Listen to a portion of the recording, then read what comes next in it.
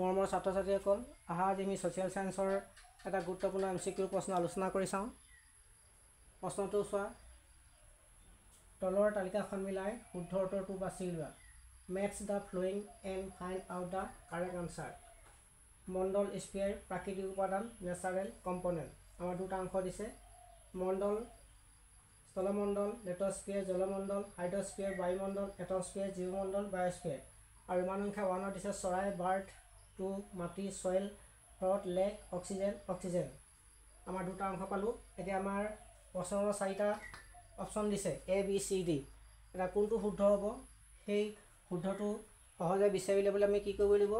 প্ৰথমতে আমি মণ্ডল আৰু প্ৰাকৃতিক উপাদানখিনি মিলাই ল'লে আমাৰ শুদ্ধ উত্তৰটো বাছি লোৱাত সহজ হ'ব।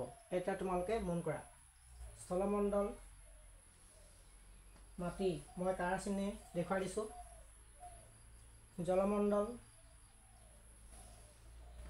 হ্ৰদ, বায়ুমণ্ডল অক্সিজেন আৰু জীৱমণ্ডল চৰাই। তোমালোকে নিশ্চয় মন কৰিছা।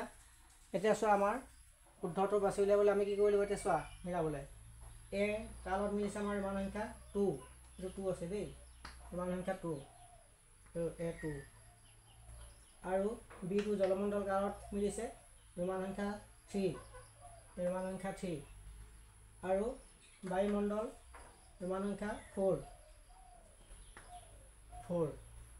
আৰু জীৱমণ্ডল ইমান সংখ্যা 1 চৰাই, এটা D2 1। গতিকে আমাৰ শুদ্ধ অপশ্যন বাছি উলিয়াবলৈ সহজ হ'ল। এটা it's correct option is C। নিশ্চয় বুজি পালা।